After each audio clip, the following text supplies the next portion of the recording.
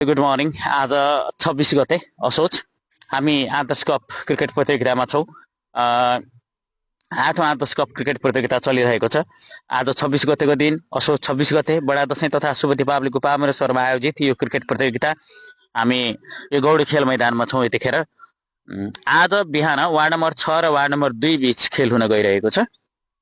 तपाईहरू सम्पूर्ण दर्शक महानुभावहरूलाई हामी यो खेल हेर्नका लागि मैदानमा आइदिन हुन हार्दिक अनुरोध गर्दछौँ। त्यसै गरी दिउँसो 1 बजेबाट आदर्श समाज बी भर्सेज वडा नम्बर 10 बीच महामुकाबला हुनेछ।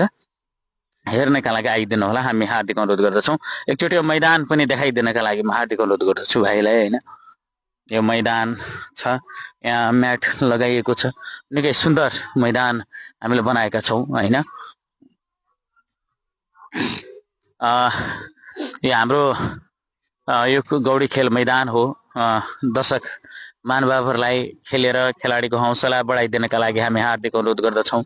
यो हामी ब्यानर देख्न सक्छौँ। हैन, आदर्श युवा समाजद्वारा आयोजित 8औं आदर्श कप क्रिकेट प्रतियोगितामा छौँ।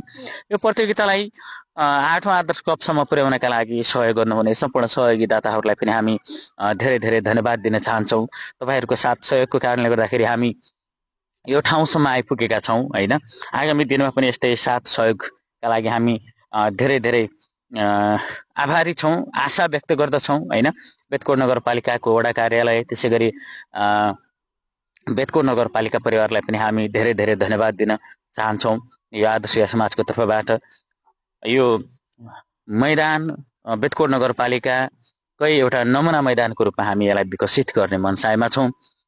साथीहरू, आज बिहान अहिले 9 बजेबाट तपाईको ward number 6 versus ward number 2 बीच महामुकाबला हुनेछ। सम्पूर्ण दर्शक महानुभावहरूलाई खेल हेर्नका लागि मैदानमा उपस्थित भइदिनु होला, हार्दिक अनुरोध गर्दछौँ। त्यसै गरी दिउँसो वडा नम्बर 10 र आदर्श युवा समाज बी बीच खेल हुनेछ।